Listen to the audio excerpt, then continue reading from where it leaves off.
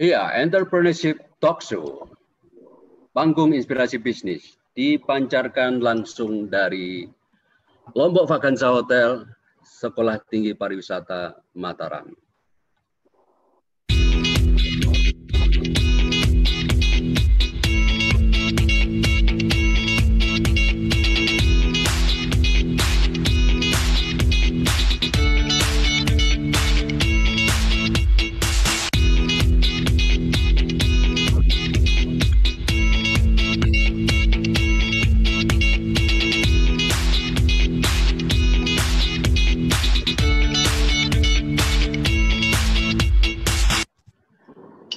Iya, Entrepreneurship Talk Show, panggung inspirasi bisnis. Sudah manggung selama 4 tahun non-stop, tanpa lelah, karena insya Allah lillah. Dan kali ini kita akan membahas satu topik tentang rezeki. Ya, tentu semuanya senang kan kalau bicara rezeki. Tentunya kita tidak asing lagi dengan kata-kata rezeki tidak akan tertukar. Ya, kita sering mendengar seperti itu. Nah, tetapi kali ini seakan-akan antitesis terhadap itu. Tapi apakah benar seperti itu dan sebagainya? Penjelasan seperti apa? Yaitu rezeki itu bisa tertukar. Narasumber kita kali ini, nah tentunya Anda semua, kita semua tidak asing lagi. Nah, tapi kalau gambar ini mungkin agak gimana gitu ya. Nah, kalau ini sudah akrab. Nah, udah tahu kan? Nah, langsung saja kita ngobrol sama beliaunya langsung. Babe Haikal, ini dia panggung inspirasi bisnis, ciptakan momentum hidupmu.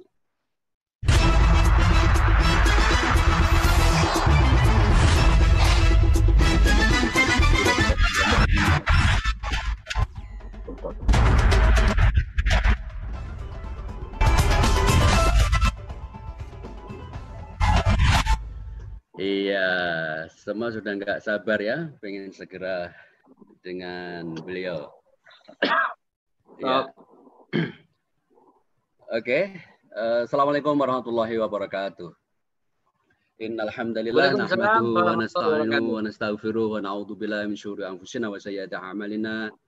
May yahdihillahu fala mudilla lahu wa may yudlil fala hadiya lahu wa la haula wa la quwwata illa billah. Asyhadu an la ilaha illallah wa asyhadu anna Muhammadan abduhu wa rasuluhu la nabiyya ba'dah. Amma ba'du. Gimana Syekh? Kaifa khaluk? Alhamdulillah bikhair, Masya Allah. Gembira sekali, girang sekali. Ketemu ini lagi akhirnya.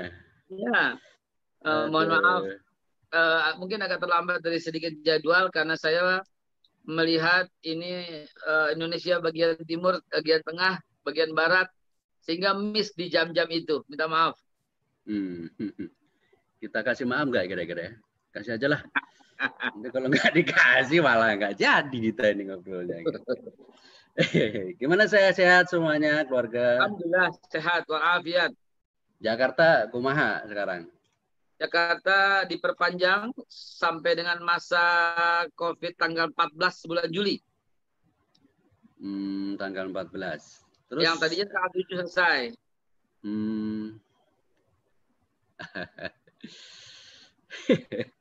Masjid-masjid tapi sudah ramai kan ya? Masjid ya sudah ramai sekali. Saking ramainya sekarang keluar-luar ke jalanan. Karena di dalam softnya diseling-selingi. Iya, ya kita harus sami'na wa ta'na dengan aturan main itu ya. Insya Allah, insya Allah. Oke, sebelum kita ngobrol lebih lanjut, saya pengen puter video Babe yang ini. Mohon izin. Ya. Alhamdulillah, tamunya banyak.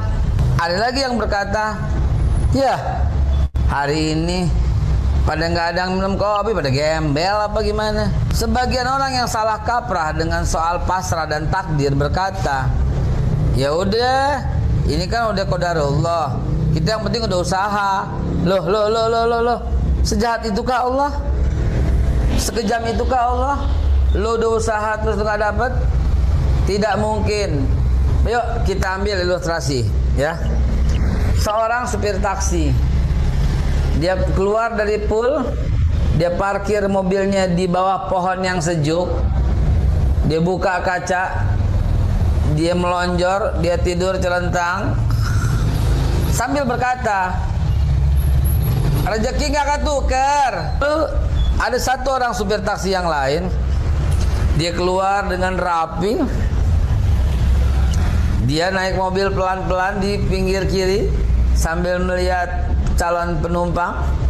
Dia bikin mobilnya sejuk, ada pengharum udara di mobilnya. Kira-kira yang dapat pelanggan duluan yang mana? Yang kedua lah. Jadi rezeki nggak ketukar. Jangan bilang Allah itu buta. Ya, Allah itu tidak buta. Allah itu memberikan siapa yang pantas, memberikan siapa yang berusaha maksimum. Rekam baik-baik.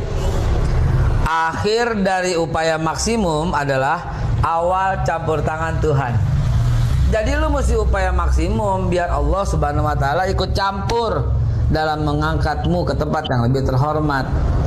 Kebanyakan orang berkata, ya udahlah, udah takdir Allah, sekalian aja, ada banjir, lo bilang aja, udahlah ini qadarullah. Sekalian aja terumbu karang habis, ikan nggak bisa ditangkap, nelayan miskin. Katakan ini qadarullah.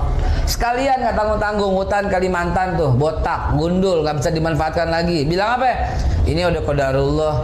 Sekalian aja deh, kita habis pilkada nih, habis pilpres, jagoan lu kalah. Lalu lu katakan apa? Ini kan qadarullah, ini kan ketentuan Allah. Kalau Allah nggak kehendaki, yang itu nggak menang, yang itu nggak kalah. Stop, hentikan.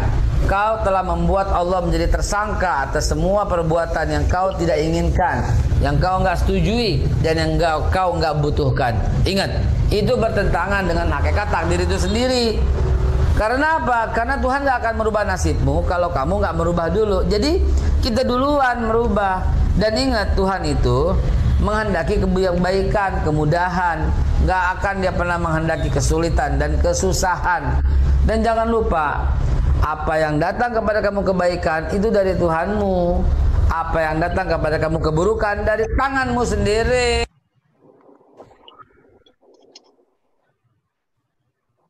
Oke. Ya, baik Syekh. Malu saya lihatnya.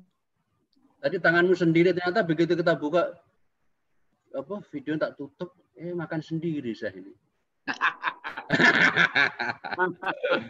Mari. Kopi Mari, Babe mari. Haikal. Ya itu dah kopi Babe Haikal. Ya, coba kita kan mohon penjelasan di awal dulu. Gimana Baik. rezeki itu tertukar ya Syekh? Baik. Betul. Bismillah.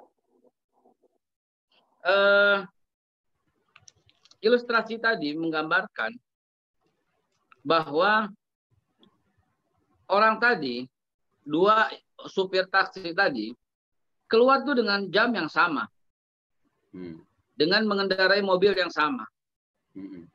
Dengan sebagai status karyawan yang sama, dan dengan mengendarai mobil dengan warna yang sama. Yang satu memperhatikan keindahannya, memperhatikan cara menarik penumpang, dan yang satu diam di bawah pohon, dan keduanya berkata mengandalkan rezeki nggak tertukar.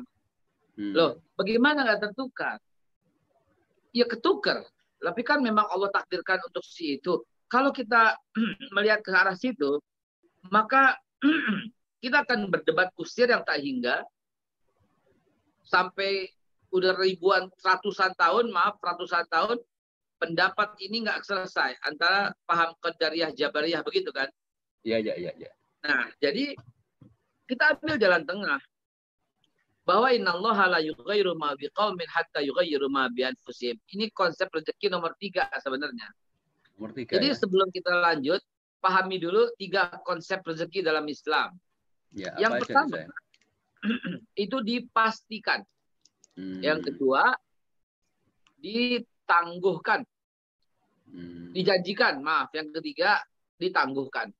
Saya ulangi, 1, dipastikan. Kedua, ditangguhkan. Ketiga, dijanjikan. Ini konsep rezeki dalam Islam. Yang pertama, dipastikan. Ayatnya, wa ma min dabbatin fil ard illa 'ala Allahi rizquha. Tidak ada satupun hewan melata di muka bumi kecuali ditanggung rezekinya oleh Allah. Ya. Kita berpikir hewan aja ditanggung, apalagi manusia. Oke, itu urusan makan. Urusan makan. Dan rezeki bukan cuma makan. Bukan cuma makan. Gitu. Banyak konsepnya. Banyak sumbernya. Banyak jenisnya. Banyak ragamnya. Jadi kalau urusan makan, pasti dikasih. Pasti. Maka itu saya katakan konsep rezeki yang pertama dipastikan. Pasti dikasih. Ya, nggak mungkin nggak. Nabi Allah Musa alaihissalatu wassalam pernah berkata bukan meragukan, tapi agar hatinya yakin. Bagaimana kok rezeki itu pasti dikasih terhadap orang? Maka Nabi Musa itu disuruh oleh Allah mengambil sebuah batu. Dipukullah batu itu, ternyata dalamnya ada batu. Dipukullah batu itu, ternyata dalam batunya itu ada batu. Dipukul lagi ada seekor semut. Dan Allah suruh memperhatikan semut itu. Dan ternyata di bibir semut itu, di ujung mulutnya itu, masih terdapat sisa makanan. Nah, bayangkan, ya akhi, semut dalam batu, batunya dalam batu, batunya dalam batu masih dijamin oleh Allah rezekinya. Bagaimana kita? Tidak mungkin Allah ciptakan makhluk tanpa Allah sertai rezekinya. Tapi rezeki urusan makan. Begitu. Urusan makan. Sehingga seorang sufi dalam literatur sejarah kita pernah mendengar, dia ingin membuktikan ayat itu, dia naik ke puncak gunung dan dia diam di dalam goa. Dia diam aja.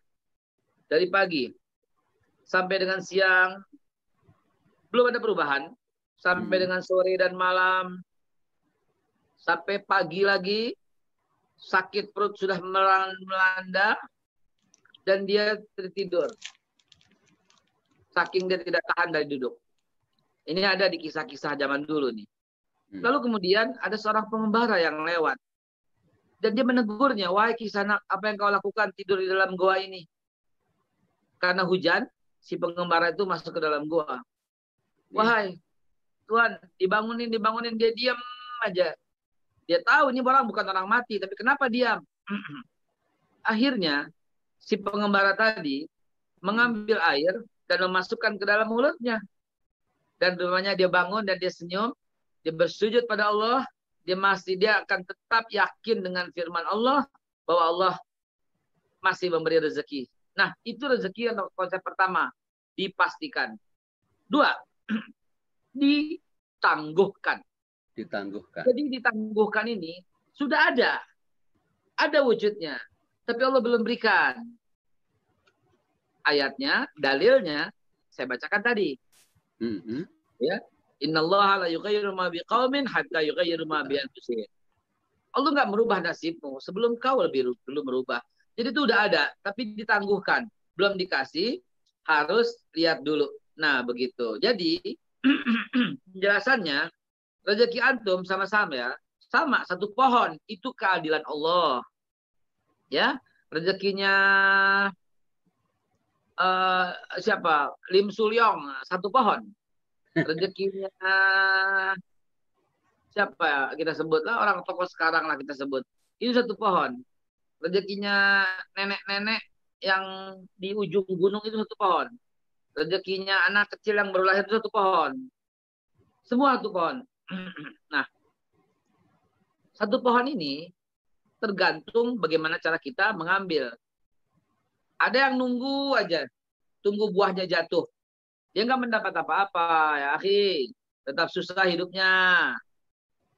Ada yang mengambil dengan galah. Dia lebih banyak dapat buahnya. Tapi jatahnya itu satu pohon. Kita bicara jatah, ya. Ada yang cerdas. Dia naik ke pohon. Gitu. Dia naik ke pohon. Dia petik yang matang-matang. Dan dia lebih banyak dapatnya. Jadi sekedar yang sogok pakai jala, pakai galah, mungkin mentah, mungkin matang yang jatuh. Karena itu dalilnya Allah nggak akan merubah nasibmu sampai kau merubah nasibmu lebih dulu. Ditangguhkan itu ya. Nah, yang itu ditangguhkan, yang kedua ya. Tangguhkan, sudah ada. Ketiga, dijanjikan. Dijanjikan. Jadi ketika kita melakukan sesuatu, baru Allah berikan. Dalilnya, lain syakartum lazidannakum, walain kafartum inna adabi lasyadid. Kalau bersyukur, niscaya aku akan tambah. Jadi dijanjikan. Kalau kita bersedekah, dilipat gandakan. Kita beriman dan bertakwa, dikasih rezeki yang tak diduga-duga. Kita memelihara anak yatim, Allah tambah rezekinya. Antum bujangan, terus nikah, dibuka pintu rezekinya. Antum udah punya istri, menikah lagi. Allah a'lam. Dalilnya cuma buat bujangan. Jadi itulah konsep rezeki dulu dipahami dulu gitu loh. Dengan 3 konsep rezeki ini ke semua dalil. Dengan 3 konsep rezeki yang kita pahami ini, niscaya kita tidak gampang lagi berkata nggak ketuker gitu, nggak gampang lagi. Kita akan lebih berhati-hati, akan lebih memahami konsep ini gitu. Balik lagi rezeki yang bisa yang tertukar, ya karena ada kecurangan, karena ada ketidakdisiplinan, karena ada lain-lain. Seharusnya dia yang dapat. Sekarang kita bahas lagi supir taksi tadi. Ya. Dua-duanya ini rajin. Dua-duanya rapi, dua-duanya bersih, dua-duanya naik mobil yang harum, lihat kiri pelan-pelan untuk mendapatkan pelanggan. Kalau ada yang berdiri di pinggir jalan, dia bunyikan klakson halus, tin-tin, sambil senyum, tin-tin, sambil senyum. Maka dua-duanya dapat penumpang. Oke? Oke. Namun yang satu, silahkan duduk dan masuk, dan dia bertanya, mau kemana Pak?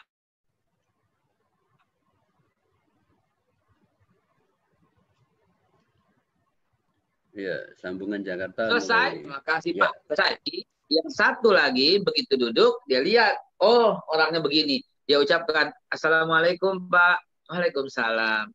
Pak, silahkan, itu ada minuman, boleh diminum loh Pak. Itu ada permen. Kalau enak ada minyak kayu putih di belakang dan ada tisu. Silahkan Pak. Come on. Lalu tengah jalan dia tanya, mohon izin Pak, kita bertujuan kemana nih? Di tengah jalan dia lihat, dia lagi santai kah? Bapak lagi terburu-buru atau bagaimana? Gitu. Lalu kemudian diberikan kartu nama. Kalau Bapak membutuhkan ahli pijat, insya Allah, ini Pak, hubungi saya. Karena saya juga pijit selain nyupir taksi. Sampai jumpa. Assalamualaikum. Come on. Siapa yang dapat pelanggan repeat? Siapa yang dihubungi? Bahkan dia berkata, setiap hari saya cuma sampai jam 2 Pak. Jam 2 ke bawah saya bebas. Kalau Bapak mau dijemput di mana, telepon. Saya akan jemput. Come on. Siapa yang mendapat tambahan rezeki berikutnya? Siapa yang ditelepon saat si Bapak itu kemalaman? Di kantor lembur nggak ada kendaraan. Siapa yang dihubungi ketika Bapak itu pegel-pegel untuk dipijit setelah kerja seharian? Begitu kurang lebih. Begitu bahasan pertama. Oke, jadi kalau rezeki bisa tertukar karena salah satunya misalkan tadi itu kepantasan. Apakah kemudian itu juga bisa berlaku misalkan tadi juga disebut kecurangan misalkan gitu. Apakah dimungkinkan juga misalkan presiden bisa ketukar? Jangan dijawab dulu, Bu ya. Kita jawab setelah yang satu ini. Berbahaya.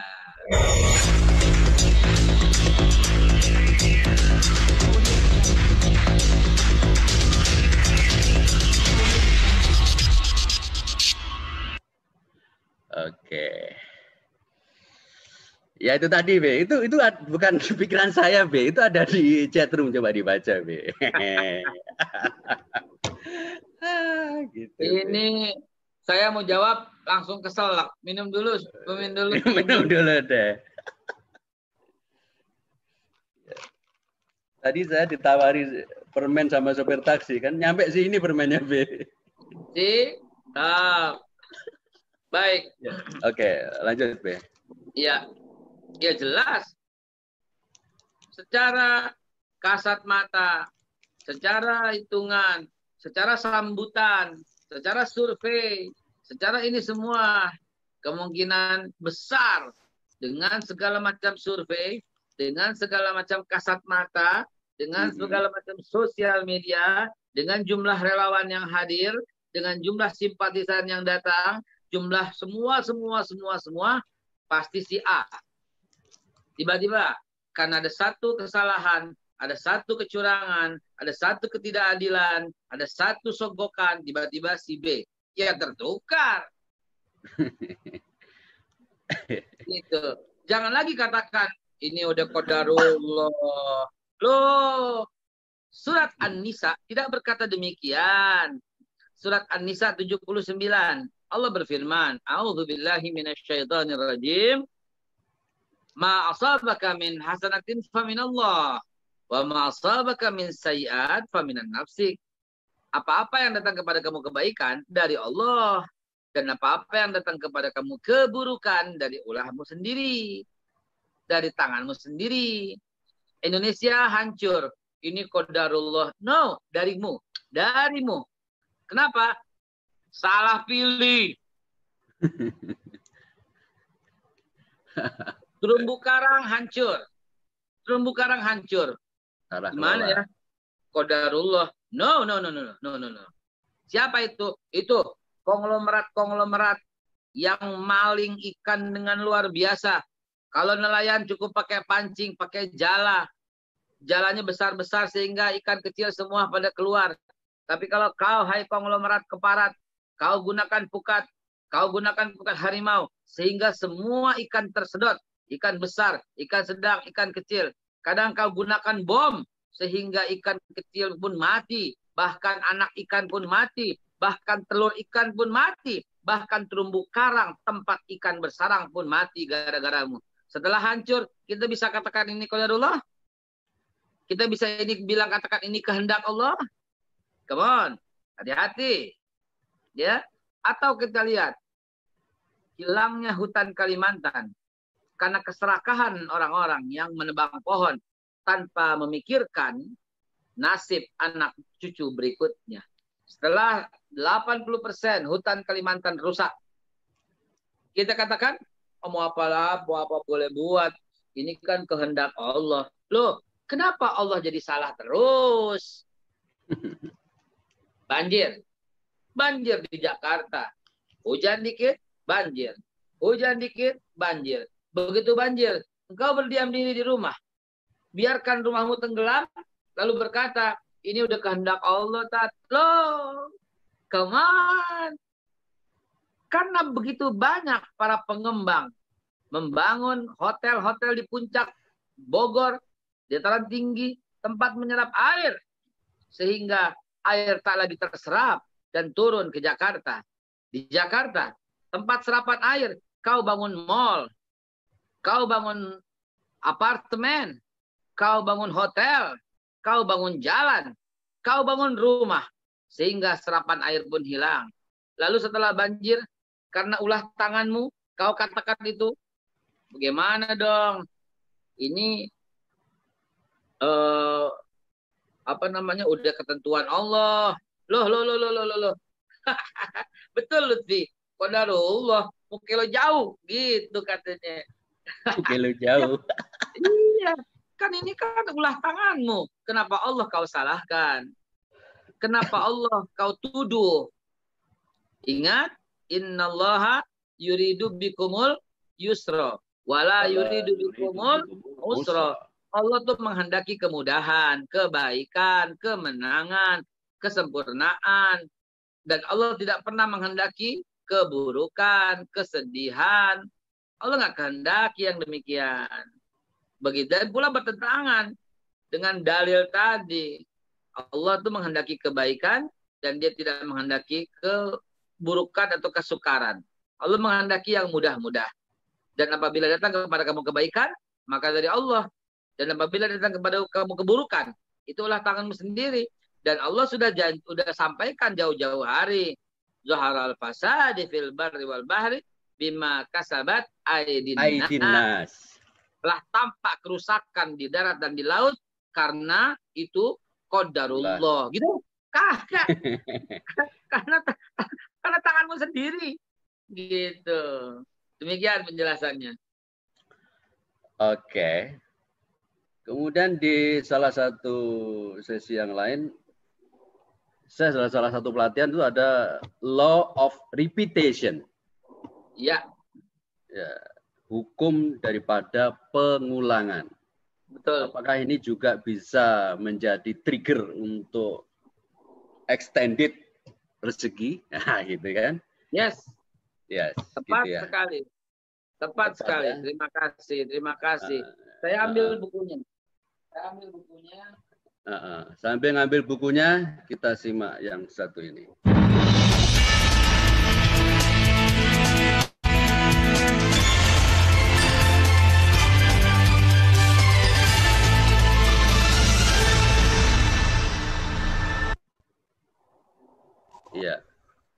Oke. Ya, Ini mana Pak. B?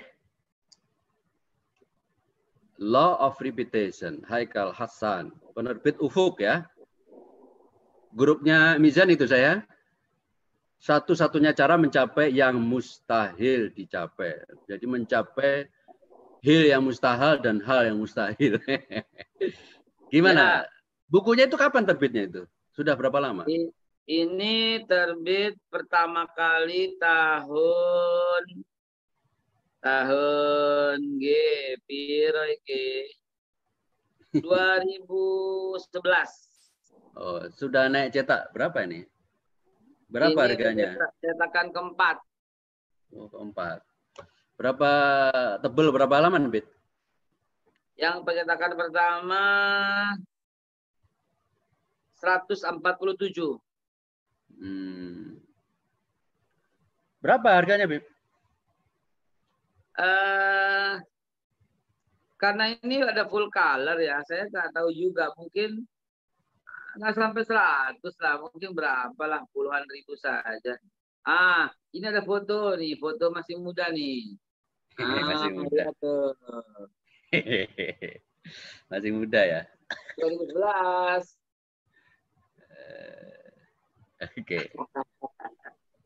Ya, di sini saya menulis, di sini saya menulis bahwa dalam perjalanan hidup, apapun yang kau repeat dalam pikiranmu, dia akan menjelma menjadi kenyataan. Ya. Selama pikiranmu itu tertata rapi, tersusun, dan berulang. Maka kau akan terseret secara kau suka atau tidak suka dalam keadaan itu. Gitu. You suka atau you tidak suka, you akan kejadian. Karena sebenarnya yang terjadi di alam semesta ini bukan yang you suka atau yang you tidak suka, tapi yang Anda ulang-ulangi dalam pikiran. Itu yang terjadi. Berapa banyak orang berkata, hidup saya susah nih, hidup saya susah nih, hidup saya susah nih, hidup saya susah nih. Dia beneran susah. Berapa banyak sales sering berkata, ini tuh kayaknya nggak mau ngambil nih, kayaknya nggak mau ngambil, kayaknya nggak mau ngambil, kayaknya nggak mau ngambil. Tapi saya coba. Tapi kayaknya nggak mau ngambil, tapi saya coba. Kok ini saya bawa barang nih, nggak ambil dulu. Tuh kan, nggak mau ngambil, gitu. Berapa banyak karyawan mau menghadap bos, orang ini nggak enak nih. Bos gue nggak enak nih, bos gue nggak enak nih, bos gue jahat nih, bos gue nggak enak nih, bos gue nggak enak nih, bos gue nggak enak nih dari pagi. Bos gue nggak enak nih, bos gue nggak enak nih. Jam 2 menghadap bos, saya mau menghadap bos. Jangan sekarang sibuk. Tuh kan nggak enak. Loh. Kamu yang menentukan sendiri tadi. Gimana sih? Dalam salah satu sesi coaching juga, dan ini sering juga kita baca di perusahaan-perusahaan yang mengutamakan hospitality. Di situ sering kita baca melayani dengan hati menjadi credo, gitu kan. Nah, saya katakan di situ bahwa melayani dengan hati itu bukan sekedar senyum, salam, sapa. Tetapi lebih dari itu, yaitu buatlah orang di hadapanmu tersenyum. Maka separuh dari pekerjaanmu accomplish. Selesai. Itu gimana penjelasannya, saya? Jadi gini, sering kita dipaksa oleh perusahaan dengan 5S. Anda harus senyum. Anda harus sapa pagi. Anda harus salam. Assalamualaikum. Anda harus salam, sopan. Anda harus santun. Loh, itu tuh pekerjaan hati. Nggak bisa direkayasa. Gitu. Itu harus dari dalam. Nggak bisa dari luar. Senyum itu kalau dipaksakan, coba deh antum berkaca. Paksa senyum itu. Lalu foto. Apa yang kau lihat? Manyun. Nggak enak. Tapi ketika kau lagi ngobrol, lagi bercengkrama, lalu kau senyum, lalu foto, apa yang kau lihat? Nah, kepunten Mas, saya itu sudah lakukan penelitian itu. saya udah kumpulkan foto-foto, saya udah kumpulkan semua, dan kesimpulan saya menunjukkan hal yang ada senyum palsu, gitu. Kemudian saya cari-cari, akhirnya saya menemukan satu ilmu yang namanya micro expression, gitu. Micro expression. Nah, di micro expression ini, lihat ya. Lihat ini, Napoleon Hill. Create your own miracle. Create your own miracle. Ya. Ciptakan keajaibanmu sendiri. Menceritakan, you bisa menciptakan keajaibanmu sendiri. Nah, saya menciptakan keajaiban saya sendiri dengan meripit dan membuat orang di depan saya tuh happy. Siapa aja harus happy ketemu saya. Ketemu supir, dia happy. Ketemu orang, dia happy. Ketemu Gojek, dia happy. Ketemu istri, dia happy. Ketemu anak, dia happy. Ketemu bos, dia akan happy. Karena saya selalu berbuat baik. Kalau itu menjadi kebiasaan, separuh hidupmu sudah selesai. Karena kau diterima oleh siapapun. Jadi jangan paksakan lagi karyawanmu senyum. Tapi challenge dia, buatlah orang lain tersenyum di hadapan. Siapapun yang Anda membuat orang tersenyum, maka orang itu enjoy denganmu. Dan itulah awal mula keberhasilanmu. Begitu. Bila Anda digaji 10 juta oleh perusahaan, namun Anda bekerja seperti bergaji 2 kali lipat, 20 juta. Maka Allah akan nusui, kalau orang Jawa bilang. Maka Allah akan mengganti lebihnya itu dengan kesehatan, dengan bla bla bla gitu. Dan ada lagi paragraf-paragraf berikutnya itu. Itu penjelasannya gimana, saya? Tapi setelah yang berikut ini ya. Ya.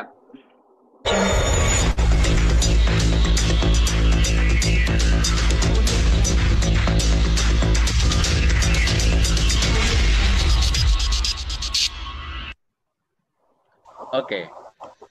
Sebelum kita dengar saya Haikal menjelaskan ethical norms, micro apa tadi itu ya, expression tadi itu dan lain-lain, saya ingin menginformasikan.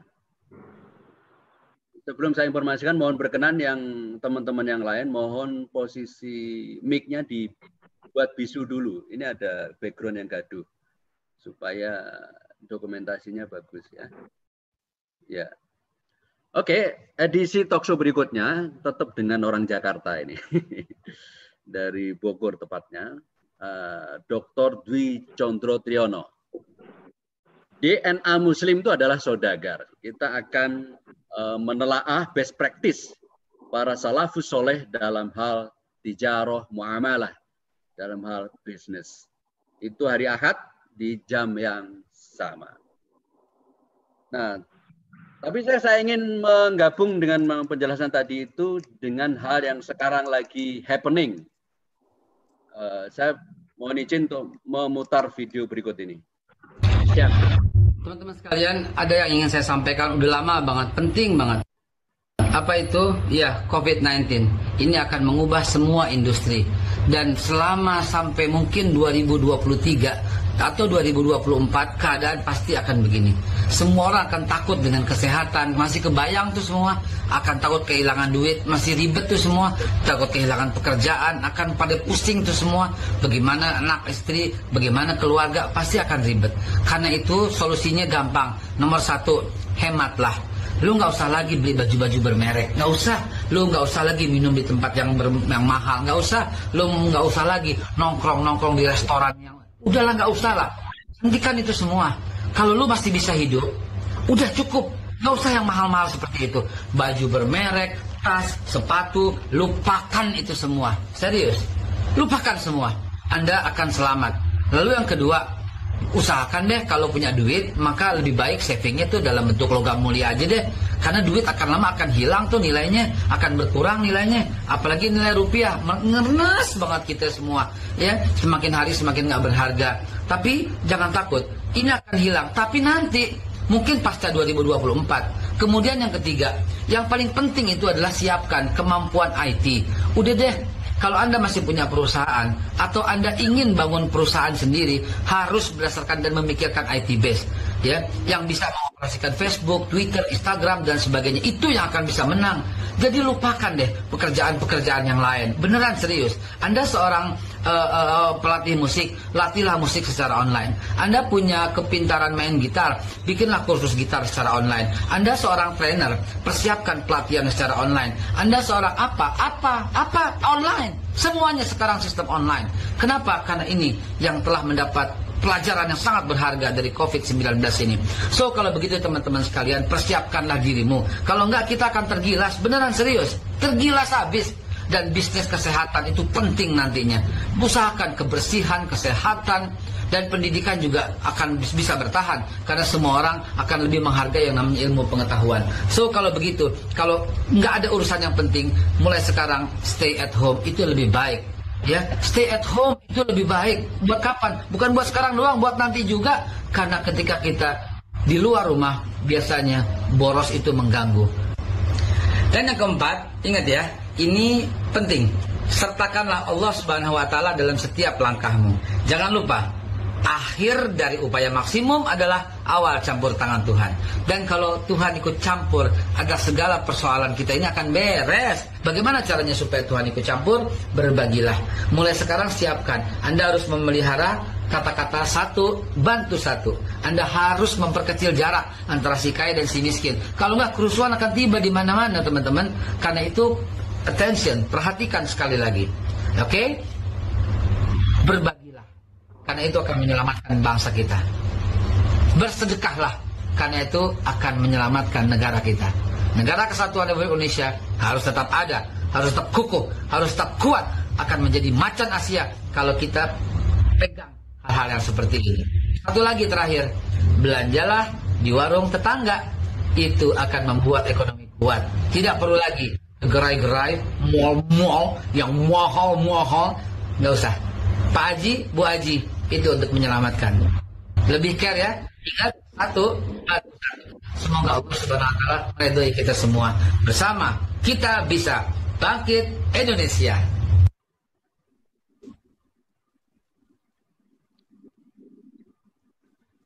Bersama kita bisa bangkit Indonesia, sama sekali, Babe. Cuma saya jadi tergelitik dengan video itu. Sampai kapan? Ya nggak tahu. Ya mungkin sampai 2024. Kenapa ketemu angka itu, Be? Gini, sebelumnya tadi ada yang kepotong ya. Sebelum Ya, Be, oke, Be. Merasa berhutang nih kalau nggak menjawab. Iya. Jadi tetapkanlah apa yang kau lihat, lalu rutinlah lakukan dan rasakan, dan kalau perlu dengarkan, lihat setiap saat, kalau perlu tempel di tempat yang terlihat, maka insya Allah keinginanmu akan terwujud apabila kau lakukan hal itu.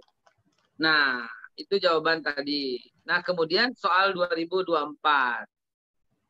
Jadi begini, sekarang 2020 gitu. Dan untuk memulihkan ekonomi itu dibutuhkan minimal 3 tahun. Tidak bisa cepat simsalabim, tidak bisa. Nah, itu para ahli telah memprediksi. Maka saya katakan 2023 itu sudah mulai ada perbaikan gitu. Tidak bisa tiba-tiba. Kalau turun bisa tiba-tiba. Tapi kalau naik itu stabil itu tidak bisa. Ya, udah nggak mungkin lah begitu. Karena sekarang nih biasa produksi 1000 karton. Dengan adanya COVID, jebret, nggak produksi. Orang-orangnya PHK, keluar. Lalu pabriknya juga, supply-nya juga, dan seterusnya hilang. Dan seterusnya. Mau bikin lagi, ya dia harus merekrut karyawan baru dong. Dia mesti cari bahan baku baru dong. Dia mesti koneksi yang baru dong, yang lama udah pada tutup. Nah, jadi nggak bisa langsung kembali berproduksi 1000. Dia harus berproduksi 100 dulu sampai menjadi 1000. Dan itu dibutuhkan 3 tahun kalau dalam skala nasional. maka dikatakan 2003. Saya tambahkan lagi setahun. Gitu. Maksudnya apa? Ya nggak ada urusan politik. Maksudnya kemudian setelah itu baru 2004 baru kita bisa lebih baik. Begitu. Memang lah. Berarti terakhirnya saya pengen kasih video tat gitu harusnya ya. Babe, memang keren dah. Kucing dicantang. Dan ini penting untuk kita sadari bahwa ya COVID telah merubah segalanya. Telah merubah pola hidup, telah merubah upaya kita, telah mengubah langkah kaki kita, telah mengubah pikiran kita. Jadi sesuaikan. Tidak ada masa sulit, Mas. Tidak ada. Masa sulit adalah masa di mana cara kita udah nggak sesuai lagi, Mas. Jadi sulit. Jadi, ya? Iya. Sehingga sulit karena cara kita nggak mau berubah, Mas.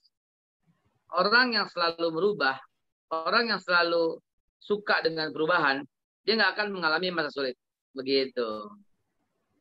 Oke, keren. Segera menyesuaikan diri. Ya, ini teman-teman sudah mulai gatal untuk bisa langsung ngobrol sama Babe. Silakan kita tunggu. Rasanya nggak enak kalau cuma dengerin gitu.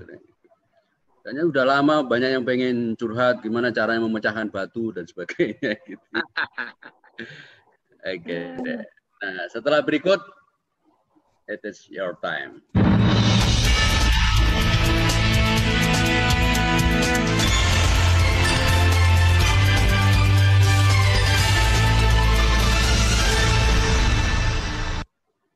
Oke. Ya. Baik, silahkan teman-teman semuanya. Semuanya aja, saya tidak pilih-pilih, jadi saya buka mute-nya. Silahkan yang dari Bali, Pak Ajang. Silahkan yang dari mana tadi, Ternate atau mana tadi itu? Ya, yang belum ini dari Afrika Selatan belum nyambung. Oke, Mas Eriansah, Mas Febri. Ini yang belum dikasih nama ini sopo ini. Monggo, siapa dulu? Silakan. Saya mendengar. Ya, silakan atau Prof. Amil dari kampus Muhammadiyah. Monggo. Silakan. Atau saya berkenan buka di ini di chat room itu saya. Oh gitu. Ada satu sambil nunggu. Mungkin lupa dia nggak pakai sarung sehingga nggak enak mau tanya mungkin. Oh ya, baik.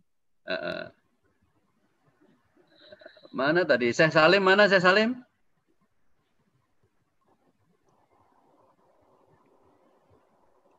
Bu Sofia? Mbak Lastri, Mbak Tiara? Ini Pak Ibu Suwarni bagus ini, Mas. Iya, ini dari Wonosobo ini. STK selalu kritis terhadap permasalahan bangsa. Apa nggak takut jika dipersekusi? Jawabannya adalah yang persekusi yang takut lakukan itu pada saya. Asik. Iya, karena kita kan apanya yang salah? Kita kan ngomong justru negara terbantu dengan kita kritis. Oh iya. Iya gitu loh. Kan kritis dengan maki-maki kan beda toh. Nah, kita nggak menghina, nggak mencela, nggak memaki, nggak menyebar hoax. Kita mendukung pemerintahan yang telah ditetapkan ini. Ya, kita kan nggak ada omongan lain-lain, nggak nerima, kan nggak ada. Cuma kira-kira kurang tepat kita komen gitu loh. Nah, terus tugas dari eksekutif ya, yang mana tadi sebelah mana? Oh iya batunya miring itu. Oh makasih, Pak Haikal kan gitu harusnya kan. Gitu. Iya. Oh, tadi itu Mbak Suwarni yang nanya ya? Iya. Ini Oke, silakan Prof. Amil. Pak Imam Lutfi bagus ini, walaupun Monggo. berbeda topik. Oh ya, monggo. Pecel lele itu ya? Ya, ada pedagang kecil lele melayani 5 orang pembeli. Namun setelah melihat porsi nasi yang masih ada di pedagang tersebut, hanya dimungkinkan untuk 4 orang saja. Nah, pedagang tersebut mengaku bahwa nasi masih ada untuk 5 orang. Bagaimana hukumnya? Haram. Bohong kan? Ini akadnya akdut tajlis. Akdut tajlis. Akadnya itu tajlis ya, haram. Tajlis ya. Ada unsur penipuan. Monggo silakan. Ya. Silakan teman-teman. Pak Salim dari Halo, saya Salim. Prof. Amil. Silakan. Baru buka ini Pak Presiden, belum nih. Kena macet terus dari tadi ini. Oh iya. Ya. Memang tergantung dari amal ibadah seseorang sih. Masya Allah. Biar nanti dibahas sama saya. Dengar dulu perkembangannya, baru nanti kita komen. Siap. Oke. Kita Silakan yang lain dulu Pak Presiden. Monggo.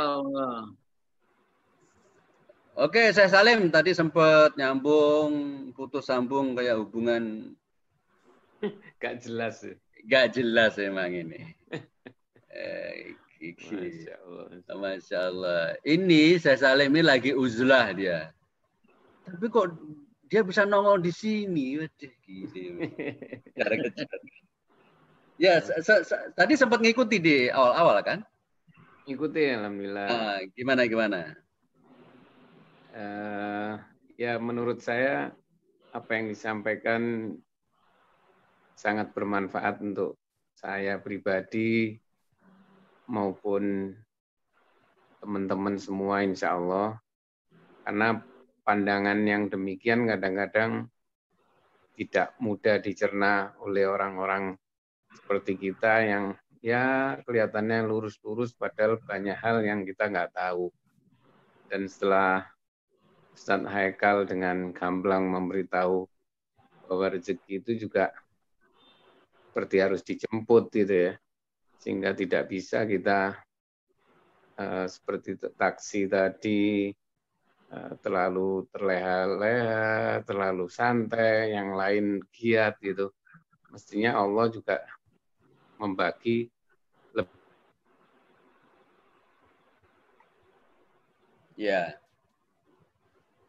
Ya, saya Salim. Sambungannya kurang disabotase sama makhluk gaib. Iya, kalau makhluknya jelas kan kita tangkap tangannya. Ya, karena kerja.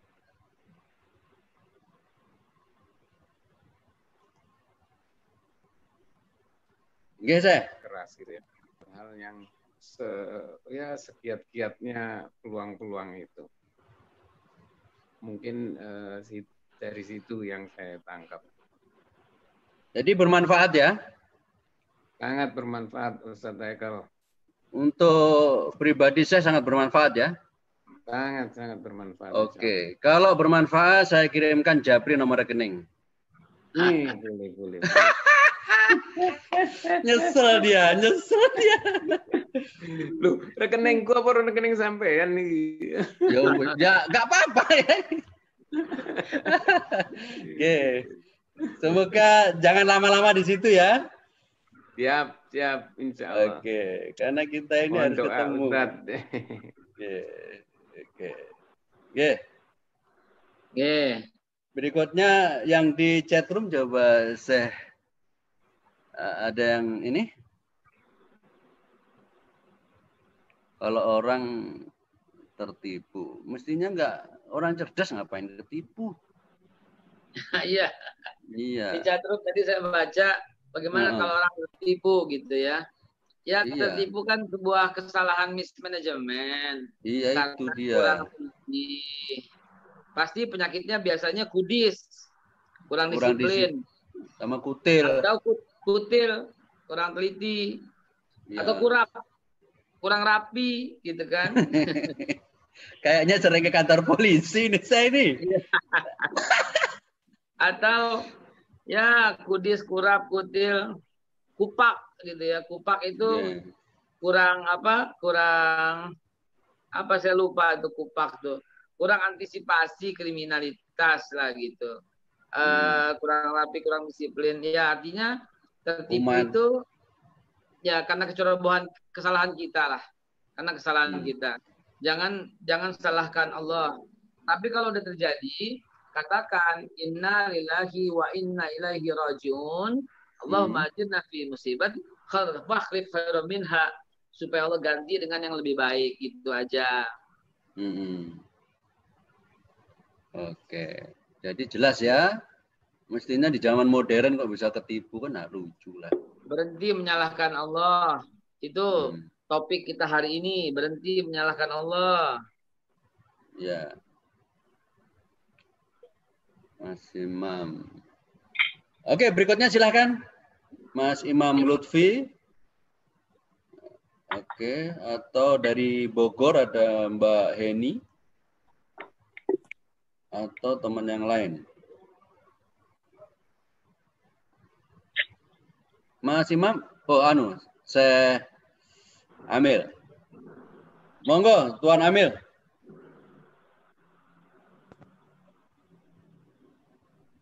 Dipencet Tuan Amil.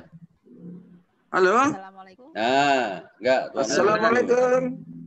Waalaikumsalam. Sepi. Kok masalah lagi ini? Nah, enggak ini. Oh, rupanya yang Assalamualaikum, backgroundnya. Pak Presiden. Waalaikumsalam. Oh, backgroundnya yang rame di situ. Backgroundnya gaduh. Halo? Backgroundnya gaduh, dokter. Oke, nggak apa-apa, langsung ayo. Gimana? Silakan, yang penting terdengar. Ya. Halo, Prof. Amil. Prof. Amil setelah nggak ngurusi zakat, nggak ada suaranya jadinya nih. Amil zakat. Oke, nanti disambung lagi, Prof. ya. Oke, sekarang ke... siapa lagi yang rame ini ya? Sekarang ke Bogor, silakan Mbak Heni. Dia punya bisnis bikin tas dari tali. Assalamualaikum Pak Pres. Waalaikumsalam. Ke Syekh Haikal. Oke, Assalamualaikum Syekh Haikal. Waalaikumsalam. Kenalkan, nama saya Heni. Sekarang ini saya tinggal di Bogor. Siap. Usaha saya membuat ini tas dari tali kur. Siap. Ini kebetulan lagi sedang menganyam-nganyam juga ini saya. Ya. Iya. Menarik sekali sih tadi itu bilang seperti judulnya, rezeki itu bisa tertukar. Nah, jadi sesuai dengan judul itu, saya nggak mau rezeki saya ini jadi tertukar gitu. Jadi walaupun tadi di tayangan video ada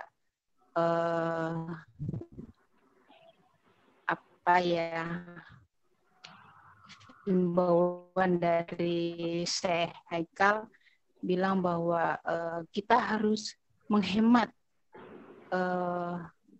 keperluan yang pergi ke tempat-tempat yang mahal-mahal. Nah, saya sedikit ini sedangkan saya ini bukan kebutuhan yang pokok, yang mendasar, yang dibutuhkan oleh orang ya. Tetapi saya tetap semangat sih ya, karena nggak mau rezeki saya tadi tertukar. Saya nggak mau jadi sulit. Saya ingin seperti yang saya bilang, Allah suka yang mudah, nggak mau sulit gitu. Begitu saya. Ya. Jadi bagaimana agak bertentangan, tetapi saya tetap semangat untuk yang ini, tidak mau patah dengan kata-kata yang jangan membeli sesuatu kebutuhan yang bukan pokok gitu loh ya saya. Ini kebutuhan yang tidak terlalu dibutuhkan paling mendasar untuk orang, tetapi alhamdulillah ini tetap berjalan. Itu kan karena dari pikiran kita tadi tuh ya saya ini besok harus ada yang order, besok harus ada yang beli, besok harus ada lagi, besok harus ada lagi, seperti itu. Jadi terus menerus membuat pikiran itu jadi seperti itu. Jadi alhamdulillah jadi terus seperti itu. Jadi lumin begitu saya. Oke. Oke, baik. Jadi beliau itu kan bikin tas saya. Ya. Dari tali. Artinya itu kan bukan kebutuhan primer. Sementara barusan kita putar video tadi kan, udah deh, pokoknya lu masih hidup, lu matanya masih berkedip, udah kan gitu kan tadi itu misalkan gitu loh. Nah itu dia jadi waduh. Nah terus piye iki kan gitu kan dia gitu loh. Nah gimana penjelasan saya? Silakan. Begini.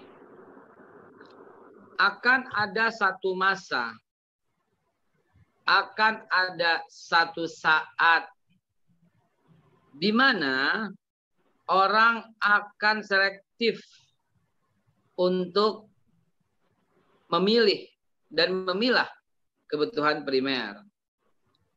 Sebelum masa itu tiba, ibu harus siapkan. Jangan bertahan dengan yang sekarang ibu punya.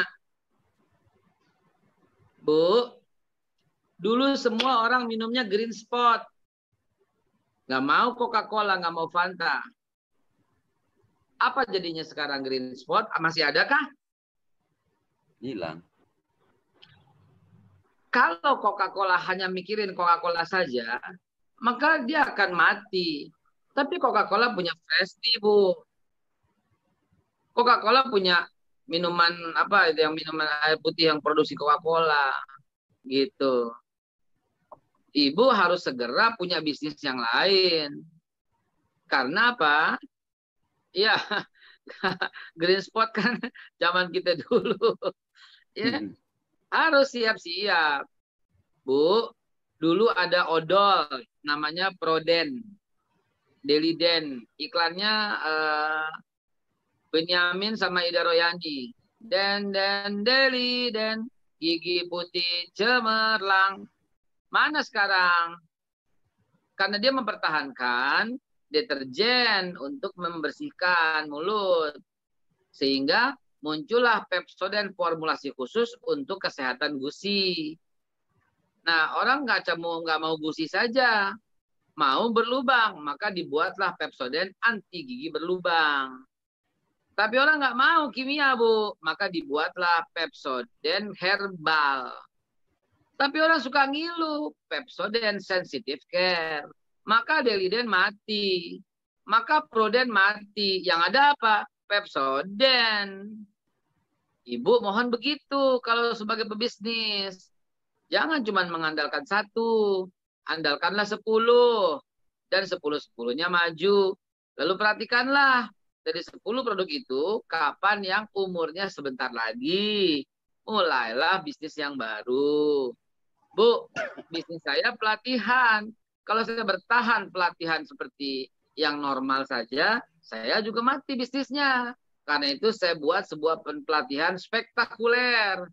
Begitu. Apa itu? Pelatihan online. Pelatihan untuk membuat orang di depan Anda tersenyum. Pelatihan untuk customer service. Oh enggak. Semua orang bikin pelatihan itu. Saya tidak. Saya pelatihan face reading, membaca wajah gitu. Orang yang belum tahu, saya bikin pelatihan profiling. Ini orang tipenya apa ya? Bagaimana cara menghadapi orang tipe ini ya? Gitu. Orang bikin pelatihan bagaimana komunikasi skill. Reading skill. Bukan komunikasi skill hari ini. Nah, dengan begitulah saya bisa bertahan di bisnis pelatihan. Oke. Oke, kita mampir ke chat room, tapi sebelumnya kita menyapa dulu ada yang dari Padang. Ya. Ada juga ini gara-gara ya. Ada juga yang ya lucu-lucu lah yang ditulis di chat room itu. Kan judulnya rezeki itu tertukar. Nah, kata-kata tertukar tuh kayaknya jadi pintu masuk lucu-lucu lah pokoknya. Nah, itu dia, itu kan pinternya Pak Presiden itu. Pak Presiden. Ada gile. Jadi dibilang kayak tadi itu. Gimana nih kayaknya kok tertukar SDM apa sumber daya alam kita dengan sebelah gimana dan sebagainya gitu. Pak Amir tadi yang belum sempat suaranya. Ya, Oke. Silakan yang dari Padang kita kasih kesempatan. Silakan. Bang Ismail, silakan. Udah, silakan udah. Ya, Assalamualaikum. Waalaikumsalam. Waalaikumsalam. Alhamdulillah. Gimana kabarnya Ustadz Abe? Alhamdulillah baik. Ya, Alhamdulillah Be. Ini saya baru bergabung nih Be, jadi saya nggak tahu apa judul pembicaraan kita tadi Be.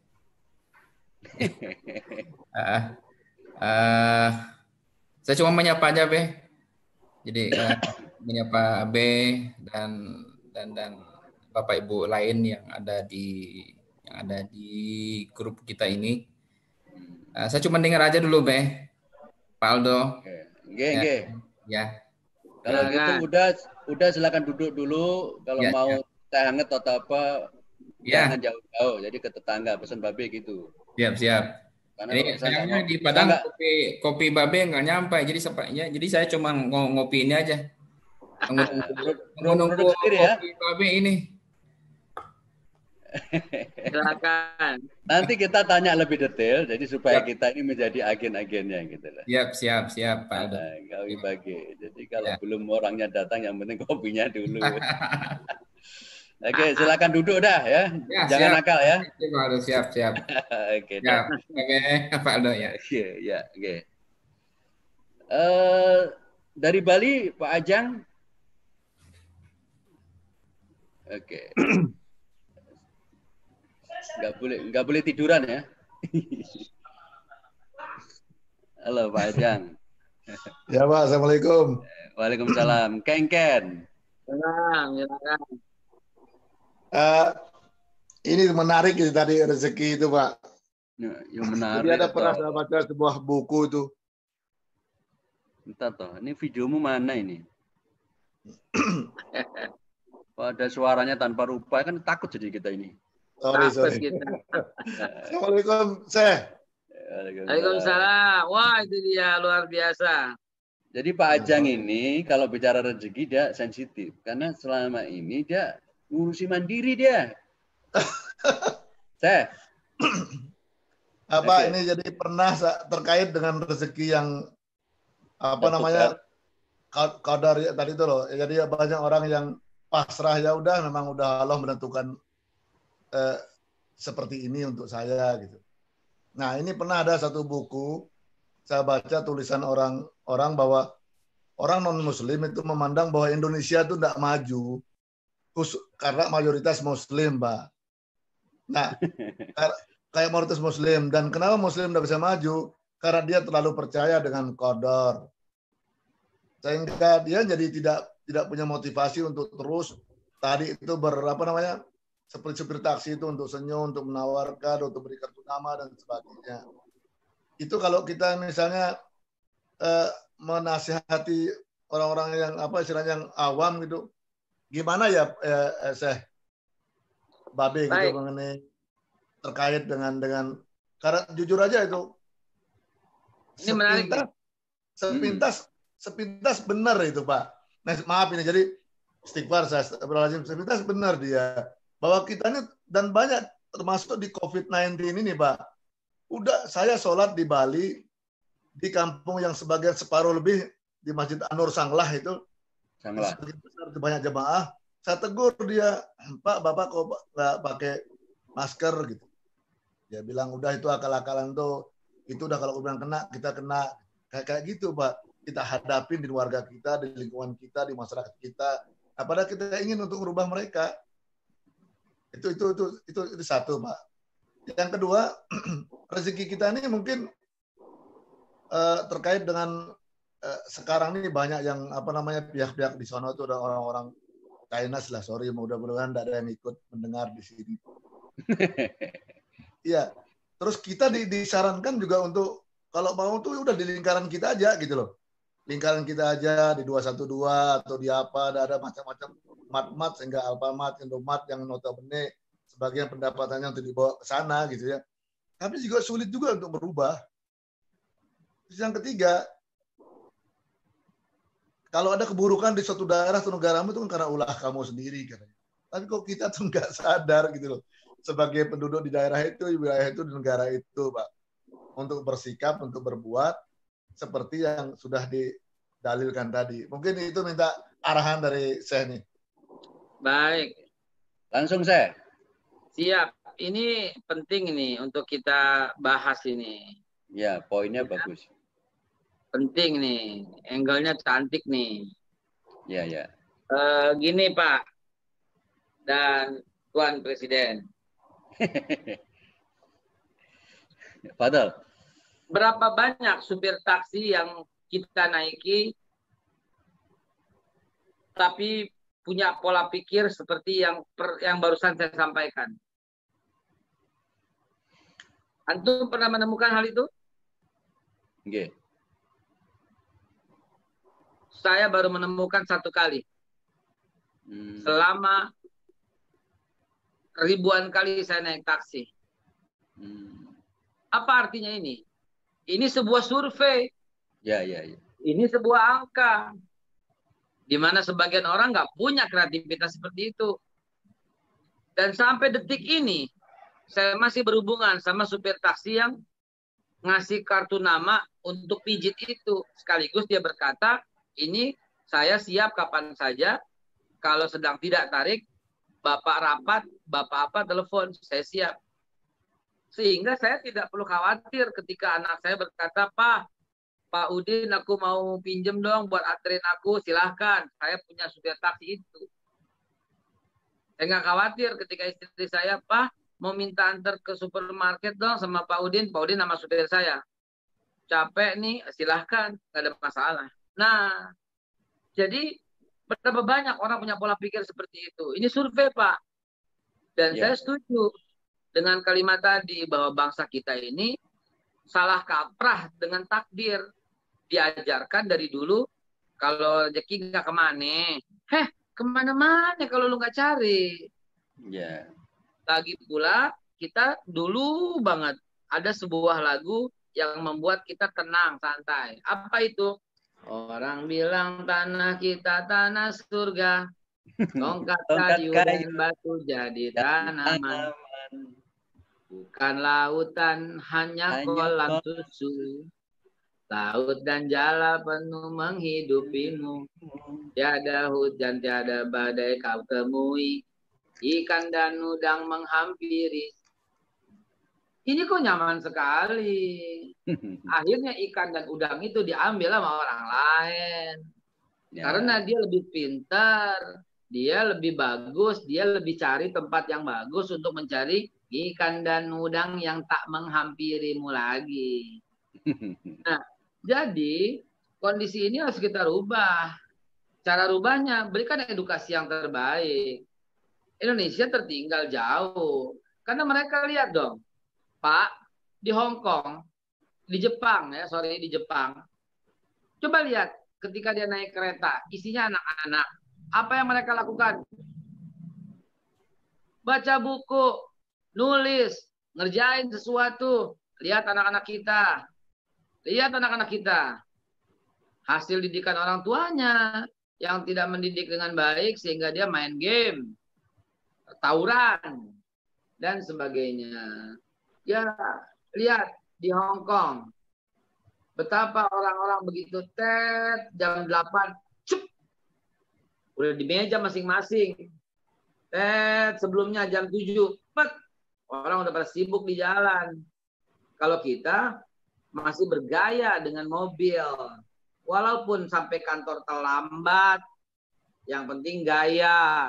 Lo di mana produktivitasnya? Mereka yang penting sampai tepat waktu walaupun tidak naik mobil. Kalau kita harus naik mobil, terserah terlambat atau tidak. Lu bagaimana bangsa ini mau maju? Mereka punya mobil, mereka desek-desekan di bis, mereka desek-desekan di kereta. Yang penting tepat waktu, yang penting bisa bekerja. Gengsi, kan dulu mereka bawa makanan dari rumahnya masing-masing. Kalau kita duduk, makan mewah, jam 11 udah keluar kantor karena tempat makannya jauh. Jam 12 makan, hahehe, sampai jam 1. Lalu jam 1 baru selesai, balik kantor, sampai kantor jam 2. Apa yang seperti ini diharapkan? Islam tidak mengajarkan demikian. Anda korupsi waktu.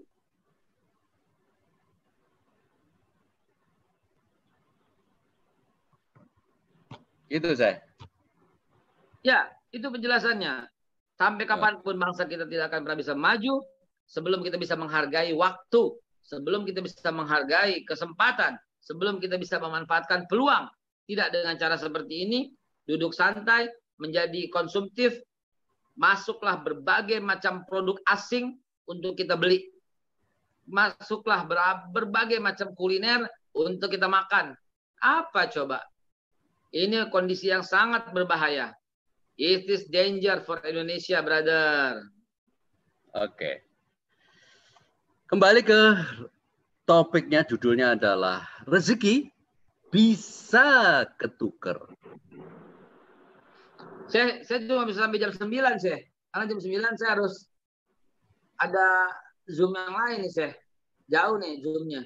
Komunitas Indonesia di luar negeri nih, saya. Oke. Kalau begitu, tetap pantau di channel ini. Setelah yang berikut ini ada yang menarik.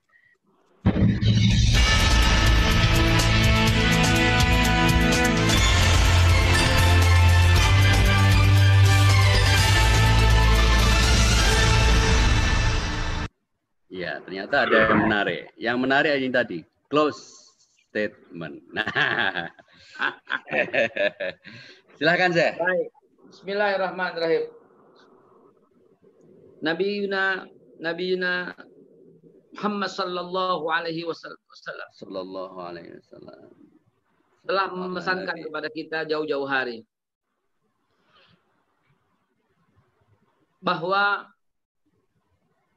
dunia akan berada dalam genggaman kita kalau kita memenuhi syaratnya.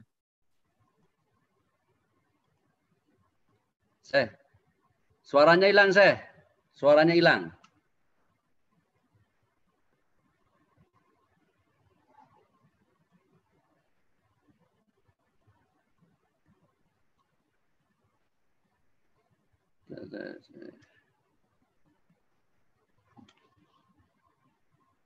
Tunggu, saya.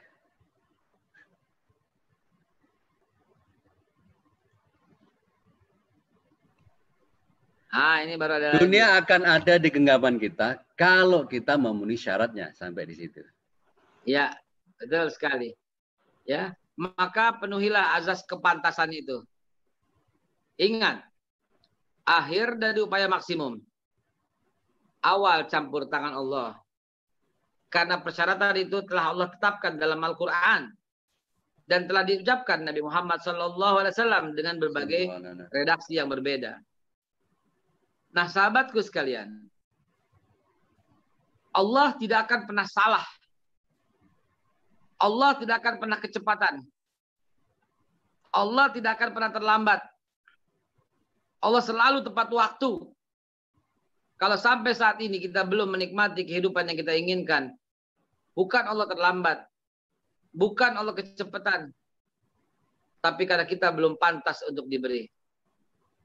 Maka penuhilah azas kepantasan itu. Sehingga Allah Subhanahu wa taala ingin berkehendak, karena beliau maha berkehendak untuk menyampaikan hajat-hajat kita. Bagaimana mungkin kita bisa jadi orang kaya kalau kita pelit? Hemat pangkal kaya, setuju. Tapi pelit sama hemat berbeda. Bagaimana mungkin Anda bisa jadi orang terpandang kalau Anda tidak mau memandang orang lain dengan hormat? Jadi pretend tuh gitu ya. Kita mesti bersikap seperti yang kita inginkan. Orang kaya itu banyak memberi. Ya banyaklah memberi kepada orang. Ustaz, mau memberi dari mana kalau kita nggak punya duit? Anda bisa memberi solusi. Anda bisa yang memberi Anda punya. Berapa banyak baju yang Anda punya? Berapa sering Anda ganti baju? Terpikir nggak ada orang yang susah ganti baju? Berikanlah bajumu sebagian. Berapa banyak sarung yang kau simpan itu? Bukankah itu mubazir kalau kau simpan?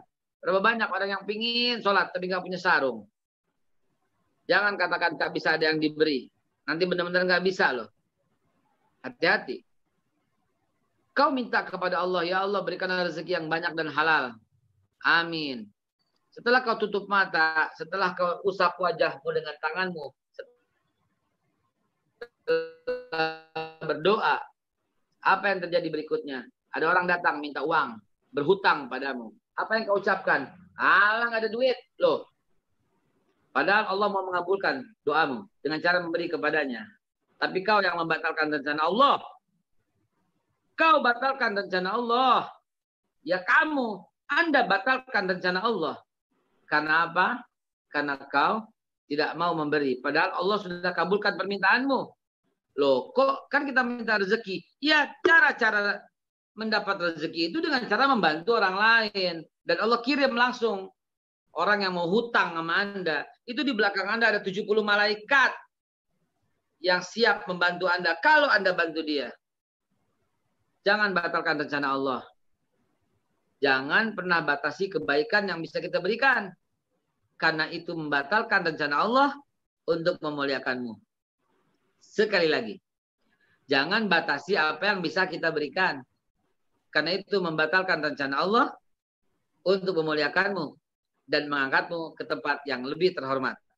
Saya Haikal Hasan untuk antum semua. Wassalamualaikum warahmatullahi wabarakatuh. Waalaikumsalam warahmatullahi wabarakatuh. Syekh Dr. Haikal Hasan Baras, seorang konsultan SDM, manajemen tim, dan yang lebih kita kenal sebagai pendakwah dan analis politik mutakhir. Kita ketemu akhir pekan, hari Ahad tepatnya, tetap di channel ini, Panggung Inspirasi Bisnis, ciptakan momentum bisnismu. Assalamualaikum warahmatullahi wabarakatuh.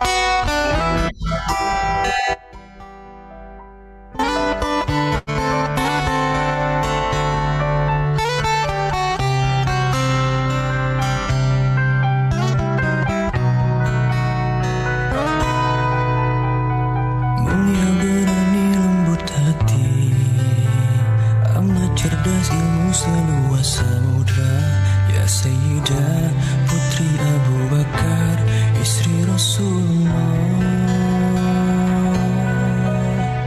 Sungguh Nabi memuliakanmu, hingga Nabi minum di bekas gelasmu.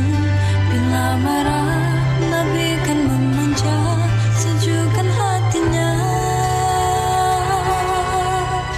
Mana sungguh terpuji akhlakmu dengan Nabi, dengan baginda bunda selalu ingin berbakti, selalu bersama hingga ujung nyawa kau di samping Rasulullah. Sayyidah Aisyah sungguh manis sirah cintamu, bukan persis novel yang kadang cerita semu.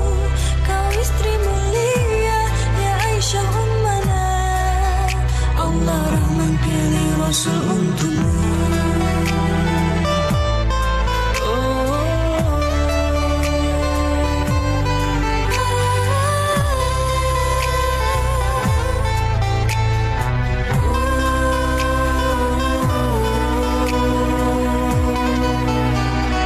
Mulia berani lembut hati, mujtahidah cerdas umi yang soleha, ya Sayyidah Putri Abu Bakar,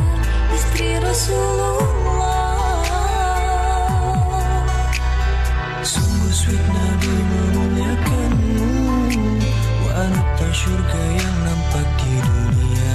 Amat suci cinta dan kasihnya pada Rasulullah. Mana sungguh terpuji akhlakmu dengan Nabi, dengan baginda bunda selalu ingin berbakti, selalu bersama hingga ujung nyawa kau di samping Rasulullah. Sayyidah Aisyah, sungguh manis sirah cintamu, bukan persis novel yang kadang cerita semu. Kau istri mulia ya Aisyah Ummana, sungguh terpuji akhlakmu dengan Nabi, dengan baginda bunda selalu ingin berbakti, selalu bersama hingga ujung nyawa kau di samping Rasulullah. Sayyidah Aisyah, sungguh manis sirah cintamu, bukan persis novel yang kadang cerita semu. Kau istri mulia ya Aisyah Ummana. Allah Rahman pilih Rasul untukmu.